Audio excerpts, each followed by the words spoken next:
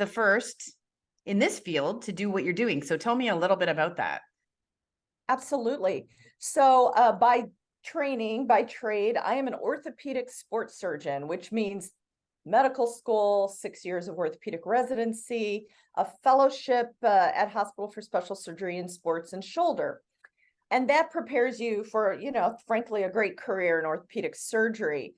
But my basic science research, I've always been an academic until just now I'm in private practice. But what that means is we not only do surgery, we teach and we do research. And I began my musculoskeletal research concerning aging in 2004, when nobody wanted to talk about aging. Even the 40-year-olds couldn't stand the thought of turning 40. And I know this because I wrote a book for the public called Fitness After 40. And we had to rebrand it to Thrive because, somehow.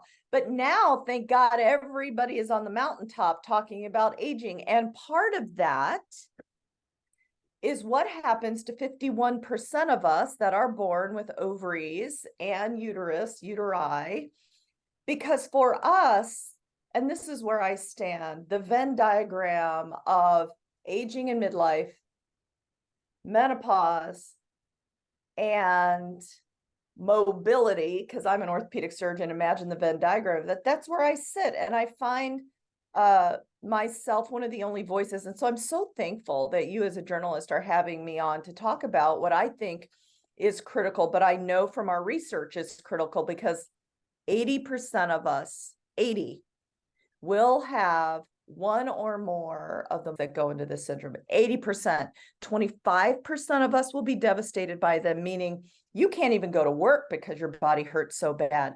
And when you go and seek care from my amazing colleagues, 97% of whom are men, they may not recognize it. And if they do tests for you, 41% of the time they will come back as normal. And you walk away thinking, holy cow, I am falling apart. But he said nothing's wrong with me. Am I going crazy? Which just adds to the anxiety, Anne-Marie. Yeah. So that was a very long answer, but you see what one simple question puts me in a place of deep passion, because if 80% of every woman that I know or don't know is suffering from this, it bears talking about. Well, when I saw you, when I first came across you, whenever that was, I was like, oh my gosh, I wish I saw her before, because I'm 53 and I just went through menopause and I had a whole bunch of health issues that I've healed up. Yeah. But in my 40s, I was in tremendous pain. And my friend Ferris was just saying to me, you were always asking me, are you in pain? Are you in pain? I said, it hurts to roll over in bed. Like, I know sometimes I would be like, ow, and nothing I would do. And I was still working out and I was still walking and I ate healthy, but I was just riddled by this intense body pain. I understand being devastated by it because you're always thinking, often in perimenopause, if you're having a hard time, you're thinking, am I dying? Am I dying? Am I dying? Am I dying? Like, this is crazy. Yeah. And my mom had fibromyalgia and I often wonder, like, did she have fibromyalgia? Oh, Anne-Marie, there are actual studies, because Mary Claire Haver and I were talking about this when we were together recently. And I said, Mary Claire, do you think fibromyalgia may be misdiagnosed pain of perimenopause due to musculoskeletal? And we're like, bing. So she looked it up, and there are actual papers from decades ago asking that question and postulating that for some women, it's not fibromyalgia at all, because that is the diagnosis of exclusion. Don't know what it is. Let's call it something. Let's give women pain medicine. Let's put them on antidepressants. When, as we know more, don't get me started on the need for research funding. You know what? Maybe you can help me with this. I want to start like a GoFundMe. And if we all give $1, we are going to fund all the research that we need, right? The problem is funding. So to answer your question, your mother went through terrible pain. Maybe it was like you, it was perimenopause pain, because my primary symptom, my first symptom, and then came all the things like heart palpitations, I had a cardiac exam, all the things, was I could no longer get out of bed every morning. And I, at 40, was in the best shape of my life. And then at 47, I thought I was going to die. Wow. You have just blown my mind, but because that's just something I've quietly thought to myself for like ever since I had that, ever since I figured out what was going on. And she had Yes. we're not going to talk about my mom all day, but she died at 53, but she had a hysterectomy and I'm certain didn't go on any hormone therapy at all. So it's not out of the realm of possibility at all that that happened. And this is so crazy in this conversation because to be the first people asking questions is so weird. But time, let's just ask. Yeah. You know what? Yeah. The beautiful thing about my age, I'm 56, about to turn 57. I don't care. I talk about everything. I name body parts. I have accomplished what I need to in my career. So there's none of that like, oh, don't want to offend the mainstay, right? Yeah. Let's just talk about it. I'm so glad you're on the boat with me. Okay, so you have actually, just like we have genitoury syndrome of menopause, and that affects about 80% of women, you're developing your own thesis about musculoskeletal syndrome of menopause. Yes. And you're Yes. doing research on that because you actually feel that this constellation of symptoms deserves to be called a syndrome. Can you explain how and where and when you came to that? Well, I came to it as I experienced it myself and I didn't know what it was. And then I figured it out. And, you know, we can talk about how I feel like I've kind of, and I don't say this glibly, but I needed to label this too. I kind of mastered this phase because I've done the hard work, right? I've researched it. I became a student of this and I lived through it. So through that process, you're a journalist and curious. I'm a surgeon and curious. I read enough papers where, and I'm going to be honest with you, not many of them are from the United States. Asia is studying this, India is studying this. They're very small studies. There are only 2 produced by orthopedic surgeons in this country, one on frozen shoulder and one on treatment of frozen shoulder, right? So we have a lot to do. But as I was reading and putting the body of knowledge together, there are 6 or 7 things, and I'll just do it on my hands, right? Arthralgia, which is total body pain, usually associated with the joints. There is inflammation. Estrogen serves an anti-inflammatory role, not only of the shoulder, but of the hips, of the knees. So body-wide inflammation. There is loss of lean muscle mass. We can talk all day about loss of lean muscle mass and sarcopenia. Loss of bone density, another subject, whole conferences on that, right? Here's the deal. Listen to this. Estrogen has a lot of receptors. The main ones are alpha and beta. Alpha and beta receptors are ubiquitous in every tissue of the body. Everything has it. So why wouldn't, when estrogen uncouples or there's no more estrogen to fill the baskets, why wouldn't the downstream tissues, muscle, tendon, cartilage, fat, bone, no longer have the stimuli to do what keeps them healthy, right? So it's not a mystery to me now that I've spent a little time with it. But here's the thing I wanted to say about cartilage. Before 50, men have more osteoarthritis than women. After 50, women have a precipitous increase in the severity of arthritis. Why is that? Well, for the little research that's done, and that's part of this paper that we've just submitted, the arthritis of menopause, it's described because people were postulating, well, estrogen's not there. What's happening to the cartilage? Cartilage matrix is less hardy, is less stable. So you can't protect the cartilage anymore, which protects the bones. Loss of cartilage is arthritis. So when I talk about the musculoskeletal syndrome of menopause, I say things like it is silent. You don't know your bones are dying away. You don't know your muscles going away. You don't know your cartilage is going away. Silent, devastating. And listen, if we don't get in front of it, it's permanent. Hot flashes can go away. Night sweats can go away. We will figure out a way to sleep. Anxiety decreases. Thank God. We could talk about my rage when I was going through perimenopause. But if we do not get in front of our cartilage, our bone, and our muscle, we will end up frail, disabled old women. And we cannot have that. because we didn't pay attention. We cannot I say to my patients, you are in my house now, not in my house, right? So is it the case that we overtake men in the problems when we go through, like, we actually get into a worse situation than men are once we lose this estrogen? Or do we catch up to them as we do in other sort of areas? that's a great question. The manifestation of the arthritis surpasses them. I mean, we decline faster than they do. So, if they're getting arthritis like this and we're getting arthritis like this, we get arthritis and then we go like this, right? It's not that they don't get arthritis, but our progression is faster than theirs. The rate of change is faster.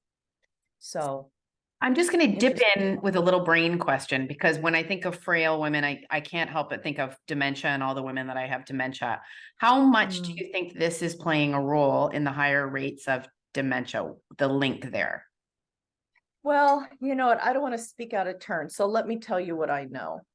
The only cogent answer I can give you is a couple things. Number one, there is solid research, and we published some of it 10 years ago before it became a really hot topic, but that exercise and mobility have a profound effect on brain function. And we did a study that was published using the impact test that said that exercise across a lifespan preserves executive function of the brain in the cortex. So number one, I know that's true.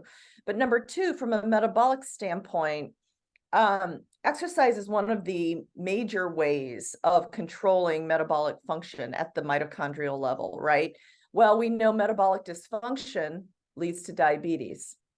Diabetes predicts Alzheimer's, right? So there is that connection. And now there's a solid body of research that looks at the role of mobility, not, gutting it out on a track somewhere, but mobility and preventing Alzheimer's. So those are the connections I can make, not being a brain scientist like Lisa Coney must. So, but from my world, it is one of the main reasons when I'm talking about my own mobility practice that I do it, because I say it like this, I'm an academic.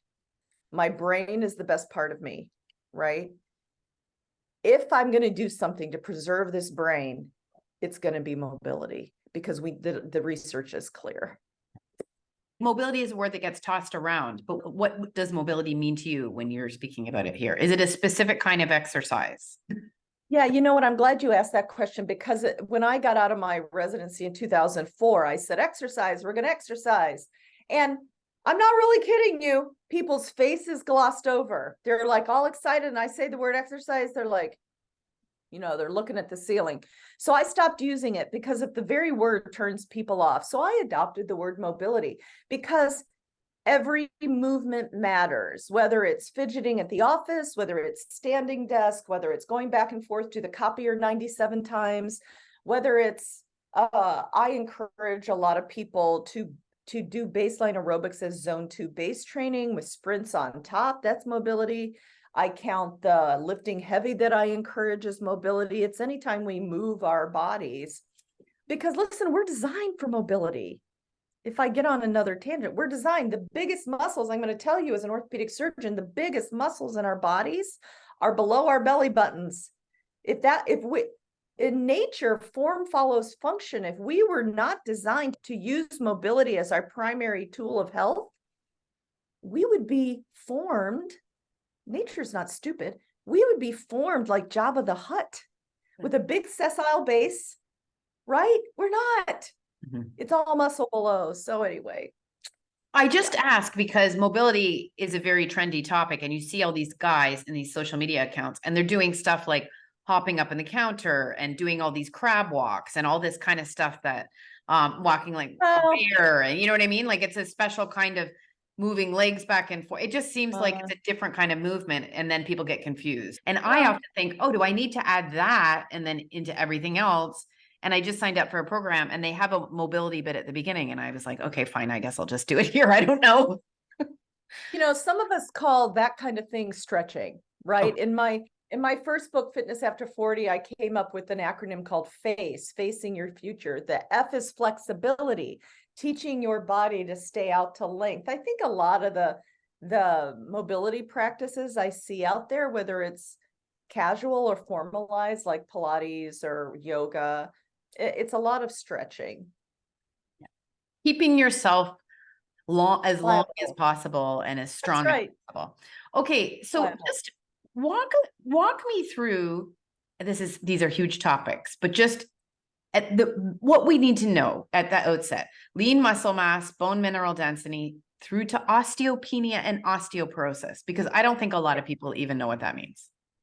So I brought this prop just so I sometimes ask women to stand in front of the mirror and notice their bones, because most people don't even think about their bones until you break one. You just know your arm moves, right? So this is a femur. When you break your hip, that's where you break it, right here, right? So if you've never seen a femur, this is a sawbone of a femur. Cool, really cool. It sits in the cup. So I encourage you, if you've never taken the time to notice your bones, just stand there and look at the amazing architecture of everything you have. We are born with 300 soft bones that fuse into about 206 hard bones as an adult through a process of building through a cell called an osteoblast and resorbing through a cell called an osteoclast. And it's the balance of those two processes. There's a cell in the middle. Blast is the builder. Osteocyte is the healthy adult cell, keeping your bones good. And clast is the breaker downer. And then it's a cycle of the breaker downer, building and resorbing, building and resorbing. We are best at building until we're in our mid-20s, early 30s at the latest. So for our younger sisters or our children, I have children this age, you got to build some bone, people, because it's all you're ever going to get, right? So get out there, eat healthy, I call it bashing your bones. It's not a good thought most of the time, but it's just, let's impact and put some mineral down, okay? Because what happens as time progresses, and especially in perimenopause, when our estrogen begins to fluctuate wildly, we still build bone. This is the caveat people don't know. We build bone, we resorb bone, but there becomes a mismatch. We resorb much faster than we build, and so we start demineralizing our bones. So what happens? A solid, hard bone that's harder than wood, I can't drill through it without a drill smoking, becomes soft like butter, because you have the mesh structure, but you don't have the minerals that keep it strong. Estrogen has a huge role in the regulation of these two processes. And when we lose our estrogen, resorption becomes higher and there's a gap. So how do we know and what do we do about it? Well, sometimes the first time we're ever aware of our bones is when we break one. And starting about age 40, the incidence of fracture increases. We break our wrists. We fall down and break our kneecaps, we'll break our ankle. But when you fall and break your hip, which happens to a huge percentage of men and women by the time we're 70, here's this shattering data. And sometimes we can't think about what it's like to be 70 when we're in our 50s, certainly not when our 30s. But here's the thing, we all have a grandmother, or you've all heard of the lady down the street who was just standing in her kitchen and she toppled over and she broke her hip. When you break your hip, 50% of us will not return to pre-fall function. What does that mean? Well, you can't stay in the house where you've raised your children. You can't just get in your car and be independent anymore. 50%, it's not small. And 1/3 of us will die. So when we say that bones are silent until they're screaming at you and we need to pay attention, I'm not really kidding, and I'm not trying to be dramatic. It's the truth. The hard data is the hard data. So what do we do about it? Well, the first minute we're aware that we have bones, we need to be interested in them. And that even happens for our daughters. Like, I was an athlete growing up, a dancer, and I wouldn't have periods for 6 months, right? So we're not laying down enough bone at that point. Well, I have a 28-year-old I'm currently taking care of. She broke her hip. She broke this bone, right? Yeah. So it doesn't matter your age. It's worse when you get older and estrogen walks out, but it can happen at every age. So what do we do about it? You know that your mother is shrinking or shrank, right? She used to be my mother used to be my height. Now she's about down to here. Well, that happens because the vertebrae collapse due to osteoporosis. If your mother is shrinking, if you're female, if you smoked, if you have been little your whole life, if you did not have regular periods because you were so thin or didn't have enough body fat, those are all risk factors for osteopenia and osteoporosis. If that is you, please get a DEXA scan. It's an imperfect test, but it gives you an idea. So what does a DEXA scan tell you? It doesn't tell you the elasticity. You can't tell bone elasticity without putting a bone on a robot and breaking it. So that's not feasible. So all we're left with is to get a DEXA scan. So you go lay there. It's like 10 minutes. I have them all the time. An x-ray is taken and it tells you the density of your bone compared to a 30-year-old woman. So it's like a bell curve, like we were graded on, right? So that at the top is 0. Anything positive number is amazing, right? You've got good bone density.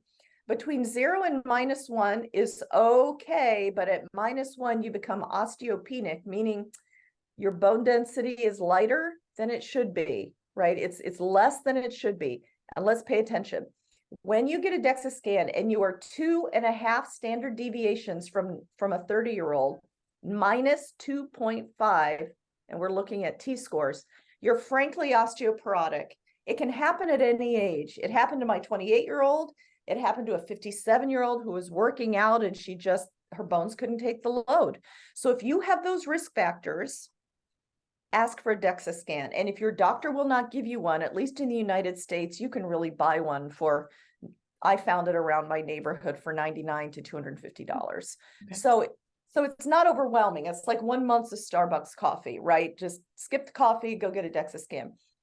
So that we know how to diagnose our bones. But what do we do about trying to maintain our bones? So get a DEXA, because when I tell people to go lift heavy, it's only what your bones can bear. And if you're osteopenic or osteoporotic, we need to treat you more gingerly.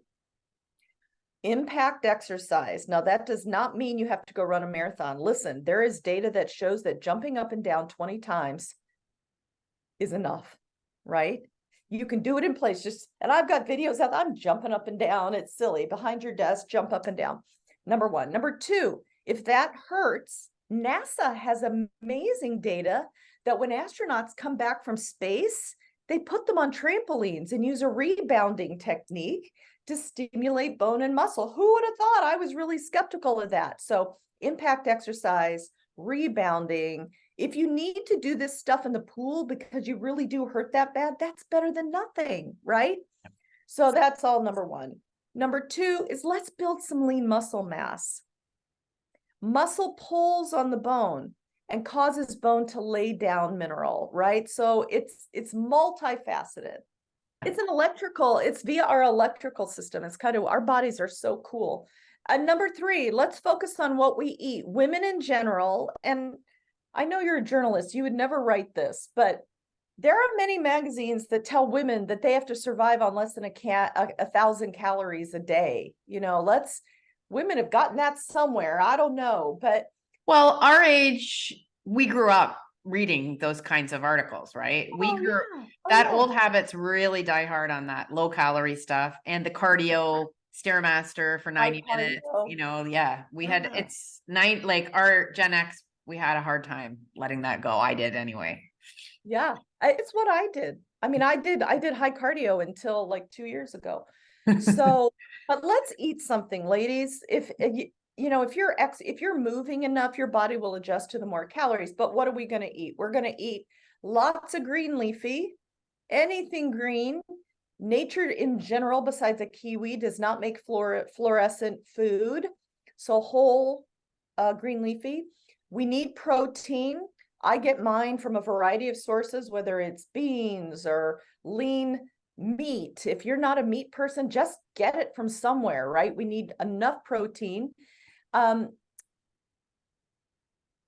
Basically. And then what minerals? Well, we need a really healthy diet full of minerals. If we're talking to one specifically for bone, and this is a little controversial, calcium's a little controversial, although Why? most of us tell Can you people. talk about calcium? Because I'm very confused. Yeah, I know. And and the research is this way and that way, right? The data cannot agree whether we should be taking 1,800 milligrams of calcium or not. So my advice to people is, unless you have a kidney problem or are prone to calcium kidney stones, there are data that say once you're menopausal, 1,800 milligrams of calcium. Vitamin D is a must. There is no controversy about vitamin D. So a good way to know how much to take is to have your vitamin D level measured. Your doctor can do that for us, because we wear so much sunscreen these days. And I even live in Florida, which I don't really go out in the sun unless, it's so hot here. I know you live in a hot place, but we don't get enough vitamin D. So have it measured and supplement. Can I just ask you about vitamin D? And we'll continue. Yeah. You hear a lot about you need to take vitamin D with fat or with K2. Do you know a little bit about that? Is there a proper way to take it? Yeah, it's usually recommended you take vitamin D with a meal, not just de novo, with it helps absorption. There's several kinds of K2 versus K1. And I'm not an expert on this. I also believe it helps absorption. So often D is paired with K2. However, it's more important to me that you have vitamin D. And many of us, if our vitamin D is low, we need as much as 5,000 international units to come back up. Mine was really low, like I'd never seen the sun in my life. So I take 10,000 every day, but it really get it measured. There's almost no system that doesn't need vitamin D, and bones are certainly a benefactor of that. But then things like magnesium, I recommend my patients take magnesium for a lot of reasons. Glycinate, threonine, right? Not citrate. Magnesium citrate is how we do enemas in the hospital. So don't do that one, because there's lots of forms of magnesium. Yeah. But then other remote supplements, which I don't take, like boron and zinc, they're all part of the mineralization. I'd rather, before you get marred down at how many pills you have to take a day, are you impacting? Are you lifting? Are you eating green leafy and enough protein? One thing I get confused about all the time, because I live in Abu Dhabi and I haven't been able to get hormone therapy. I asked about it at 47. I had a French doctor. She was like, no, it's a long saga. My doctor now wouldn't give it to me. I've now gone through menopause. I'm going to go back and ask her, but there's also a supply problem. So I actually feel pretty good. You know what I mean? Like that pain is gone. I've fixed a lot of things. I feel pretty good. And I'm always asking people, do I need to go on hormone therapy in your opinion? And do women like me to protect our bones? We have recommendations from the North American Menopause Society that this is a good idea. And I'm just wondering what you have to say about that. If you're doing everything else right, what is the added, what's it add on top? Yeah. What's the icing effect? Okay. So it is hard for women to get estrogen. Your experience happens not only where you live, but in this country. Women write me all the time. No one will give it to me. They say it's poison, right? All the things. Well, I don't know if they deliver outside the United States and Canada, but there are many platforms right now where you can have a telemedicine visit with a real menopause doctor and get delivered to you. But why would I take estrogen now, even if I don't have all the symptoms anymore? Here's why. Remember those estrogen receptors that are everywhere? We know that taking hormone therapy can get rid of the symptoms that you're talking about. So when we think about if our symptoms are better, which, that's a really hopeful thing for many of us when we get, I am mid 50s now and it's gotten better too. What would be reasons to consider still seeking hormone therapy? Well, we know that estrogen is critical for the bones, and even the Menopause Society talks about that as a recommendation. And for prevention of osteoporosis, it's FDA approved here. So number two, we know there is a connection between preventing heart disease and estrogen, and dementia and estrogen, and the permanent sequela of not having it is why I would consider it. In fact, I think the true icing on the cake is that it gets rid of the perimenopausal symptoms. I think the true cake is the long-term effects on aging well that supplementing with estrogen can give a woman. Because when I talk to groups of women, because my research is all in aging and longevity, I ask them to build a strategic plan on how they want to live and be, like just like a business, like you would run your business. What do you want to be in 5 years? What do I want to be at 97? I'm about to turn 57. At 97, which is how long minimum I want to live, because I'm going to bug these children that I have their whole lives. You know, what do I want to be doing? Well, if I use my own parents as an example, who are 84, my dad still walks 6 miles most days. My mom is frail, but she takes her 2-pound weight and she walks around the pool every day.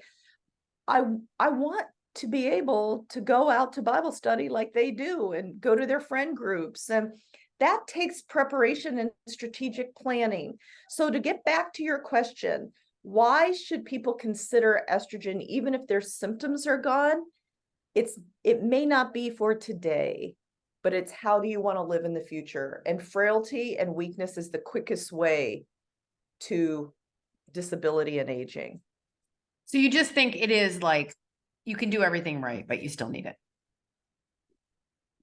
That is my decision, Yeah. right? And you know what, even though I'm a surgeon and a doctor and I direct care, I think the stance that most of us take is, the doctors who talk a lot about this a lot, is it is every woman's body, it is every woman's decision. Educate yourself, be surrounded by science, do not be surrounded by fear. It is okay to decide not to do it, but not due to some knee-jerk reaction and fear-mongering that, oh my God, it's going to give you cancer, because the data does not bear that. It works both ways too, though, right? Like the fear works both ways. Like you can make the decision I guess on so. it because, right? Yeah. Because I see a lot of people that are, I think, torquing it up quite a lot, the fear, right? Like, because I said to someone, that's not very nice. Well, I have some time. And they were like, no, you don't. It's like, yeah, I just went through menopause in August. I feel like I have a few minutes.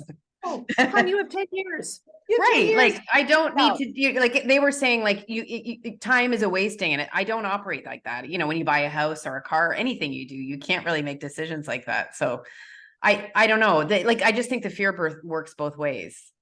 Well, let's say you take your time. You know, how long would it take you to research a feature article that makes your career? You might take a year. Yeah. To research is to dig deep, to do the interviews. Yeah. If it takes a year, it takes a year. It's not going to take you 10 years, right? No. And then if it does, then I don't really want to do it, right? Like clearly Yeah, right. You're procrastinating, right? Yeah, exactly. Which does happen.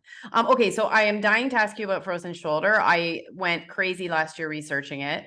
I haven't had it, but like many women, I'm sort of terrified. I'm constantly like moving my shoulders. It just sounds awful. I know it affects women between 40 and 60 the most. I just, I've seen your videos where you're like, today I'm seeing a frozen shoulder, and I know it, and it's like clockwork. And it just seems like every area of people are seeing these women, but nobody can really clock like exactly why it's happening. And when I wrote about it, people said so many different things. Thyroid, and the research as well, thyroid, trauma, definitely estrogen. Where are you at on it? What do you notice in women? Yeah, everything. I could ask you a million questions about it. Let's just start. I'm where are going you to add at? one to that. I'm going to add diabetes to that. Yes. right? Okay. Yes. Yeah. Thank you. Well, number one, let's talk about frozen shoulder. It does not have to be single factorial. Right. If you fall down and hit your shoulder and then protect it like this, which is natural. You'll do this. You'll come to me like this. I fell down. I'm protecting my shoulder. Within 1 week, you will not be able to move your shoulder, whether anything's broken or not, because inside, so what you see, you see skin and then deltoid and then the rotator cuff inside the bones. The shoulder is a cup and a ball. The inside skin is called capsule. It's highly sensitive to inflammation. So trauma, you fall down, it gets inflamed, it doesn't move. Thyroid, it affects inflammation, it doesn't move. High blood sugar, it's highly inflammatory, it doesn't move. Estrogen walking out the door and not looking back is another reason for your shoulder not to move, but it is forgotten. And most orthopedic surgeons don't think of that, right? They just say, oh, you're a frozen shoulder. You have a frozen shoulder. Let's do the things, which we can talk about what are the things. But in my clinic, which ends up in a lot of women crying because they're being listened to. I think menopausal women just need to be listened to and not blown off. I say, okay, you're 46. Your shoulder doesn't move. You come to me like this, listen, like this, right? It doesn't move. You fail do your bra test, right? Nothing moves. And when I try to move it, it's very painful. But we don't stop there. I'm like, you're 46. How's your sleep? Yeah. Are you hot flashing? Do you stick your thermometer leg out? And that is when the discussion opens. So frozen shoulder can be multifactorial. But what is forgotten is that you can have none of those other things. Thyroid normal, no trauma, perfect blood sugar. The only risk factor is that your estrogen's like this, or she's gone away. Oh. Frozen shoulder. And that's the forgotten part, right? But so common. It's the number one thing people want to talk about, more than knee, more than hip. It's this frozen shoulder. Because here's the deal, frozen shoulders can take 2 years to defrost. I mean, 2 years like this, you can't even do your broad. No wonder it's miserable. You can't sleep. So that's why it's everywhere, right? There are only 2 studies in all of orthopedics, both published in the last 2 years, one by a brilliant surgeon out of Duke and one out of Hospital for Special Surgery. But basically they show by looking at insurance data that women who are on HRT have less frozen shoulder than women who aren't. Just, it's very basic. That's where we are with our research right now. So what do you do about it? Well, number one, it seems counterintuitive. You just got to keep it moving. Gently pendulum, which means bend over in the shower and sway your hips like a hula dancer, and your shoulder will move in its socket. Or taking your other arm and gently moving it as much as you can stand it. Keep it moving. Number 2, anti-inflame. Get the sugar out of your diet, ladies, people, everybody listening to this. Can you please not eat simple sugar, simple carbs? I'm not against carbs. Carb up with fibrous carbs, because that will inflame you, right? Green leafy, lean protein, all the things I talk about. Then when you go to the musculoskeletal doctor, a steroid injection, which I don't love steroids, I rarely give them, but for frozen shoulder, I do, because it can start the process of de-inflaming it enough that when I send you to physical therapy, the physio, to move it, that you can tolerate it. Okay. Right? Yeah. Because that is the steps. You present, we identify it as frozen shoulder. We may even do advanced imaging. At 41% of the time, nothing will show up. Injection to decrease the inflammation enough that you can tolerate physio, so that you speed up this unfreezing process. But if it is stuck, if this shoulder is not moving, if you are suffering greatly, it is not unheard of, although not frequent, but not unheard of, for me to take you to the operating room, put you to sleep, and I will move it for you in all directions. And you will jumpstart your process 50% so that you're not stuck for 2 years. We'll just do it, get the motion. We'll give you a nerve block so it doesn't hurt. Because 2 years is a long time. There is a researcher at Duke who I'd love to speak with who is looking at dry needling for frozen shoulder. Have you heard anything about dry needling? Yeah, you know what? Our therapists use that. It's a PT modality that we use here. So yeah. Yeah. Now people will operate on women with frozen Frozen shoulder. shoulder. And I remember looking at some studies, and it doesn't seem like outcomes from operations on frozen shoulder are much better than not operating. What's your take Just on that? manipulation. Yeah. So if it's actually cutting someone, it's because they go to the OR for a manipulation under anesthesia and they can't move the arm. It just won't move. It's too socked in. So in that case, I usually don't do this, but it is an acceptable practice to do arthroscopically and open the capsule, make small slits in the capsule. And the thought behind that is that this capsule is so scarred in that unless you give it some room, it's never going to move, because it's like any scar, it heals so tightly. But then you just create a huge inflammatory reaction. I haven't done that for a long time. I can't remember, 20 years. I can't remember the last time I did. I have manipulated some shoulders. We send them to therapy 5 days in a row, because if we just let them sit again, they're going to get even tighter, because I've created an inflammatory response. If you are scared of frozen shoulder, like most women who know about it are, and they start having, like, what are the first signs? And is there a way to kind of cut it off at the pass by moving? What's the first sign, first 3 or 4 signs of it, and how can you stop it? Yeah, you'll wake up with your shoulder a little sore and you're like, oh, what's that? Why does my shoulder hurt? And then you won't use it as much during the day. So if you notice, oh, my shoulder is sore, move it during the day. And if it's just fresh, the pain will go away. It's like arthritis pain. You move it, it gets less during the day.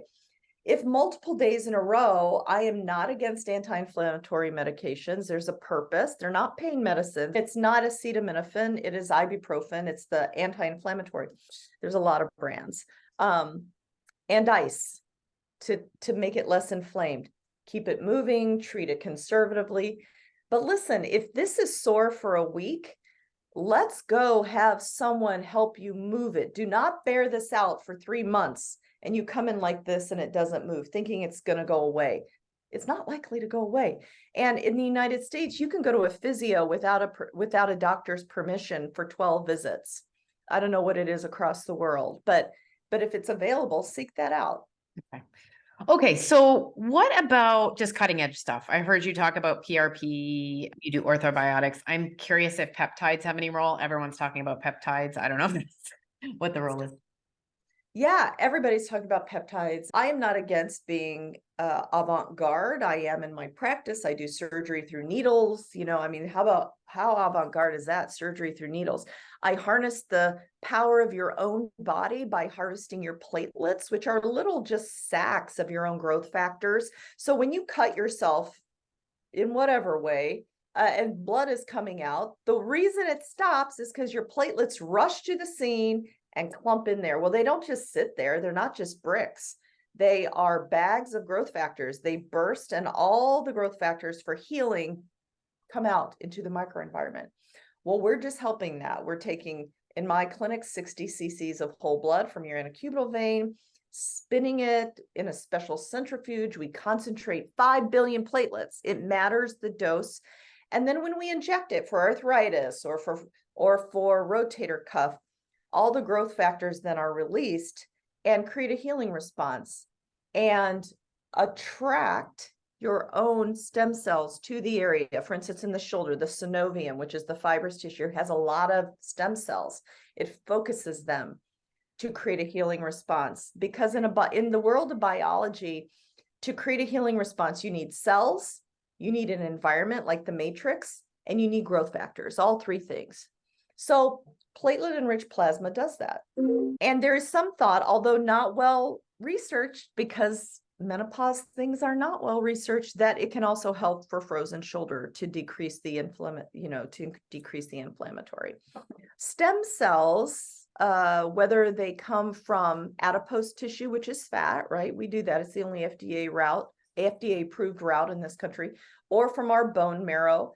When we harvest those tissues, we're not just putting naked stem cells. Naked stem cells need their matrix and they need growth factors. We're putting all 3 into an environment, and that is very well studied.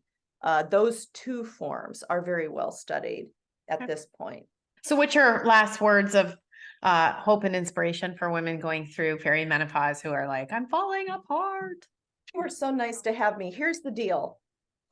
I want you to know, and this is not my opinion, this is based on my 20 years of research, living through it, and knowing lots of women who have arrived on the other side of this transition, happy, vital, active, joyful, that there is never an age or skill level when your body will not respond to what you ask it to do. You're asking it to move. You're asking it to do resistance training. You're asking it to eat green, leafy, and lean protein. You may not feel like it, but there's never an age or skill level when you cannot make profound changes. So be hopeful, number one. Number two, it's hard, but I want you to know, and until we get over this little hump, nothing will change, because I've been in practice more than 20 years and I've heard every excuse. You can't out excuse me. But here is what I know. I know that you are worth the daily investment in your health. And when you decide that you are worth the daily investment in your health, you can change anything. Love it. Thank you so much.